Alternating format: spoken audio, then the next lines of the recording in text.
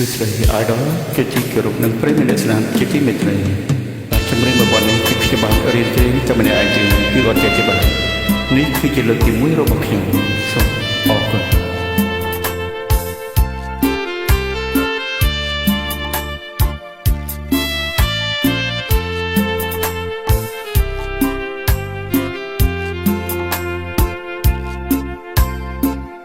ទឹកស្ទឹងខែប្រាំងថ្លាយងយល់ដី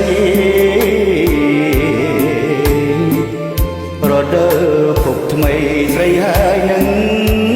បងរត់កាន់ដៃគ្នា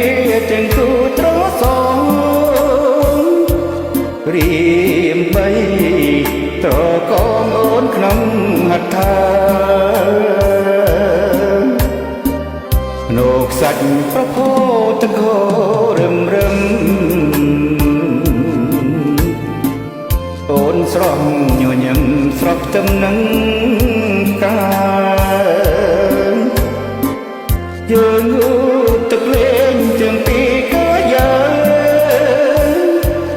រៀមជ្រងគេសាសាច់ស្មាមាត់ខៃ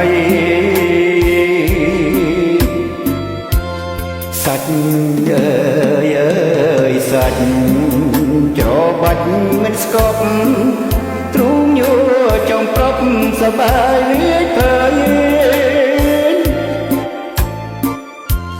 មិនដែលជួបសោសំរងដូចស្រីចង់ใจដល់អ្វីសំណាងលែខ្ញុំរៀមខំបីបងធ្នំកែវលាំងត្រាប់តែរៀមភ្ញាំដូចគេបងខំទៅបិន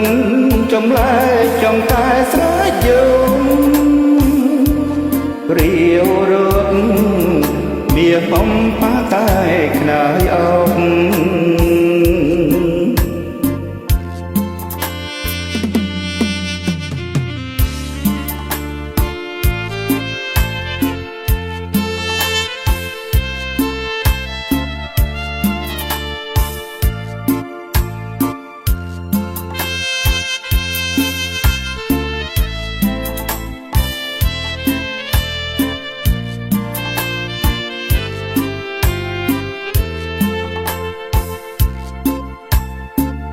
រៀមខំបីបំធ្នំកែវលាំង